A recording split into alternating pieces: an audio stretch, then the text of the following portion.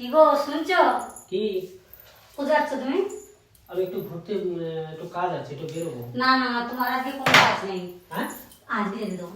কেন আজকে কি? না না আজকে কি আমায় বলতে তো হবে? না, আজকে কিন্তু যেতে দেবো না। আরে বাবা, আজকে কেন যেতে দেবো? আমার কাজ আছে। তোমার মনে নেই আজকে কি? আজকে কি? আমার তো মনে নেই। মনে থাকবে না তো তোমার, আমি জানি তো। কেন?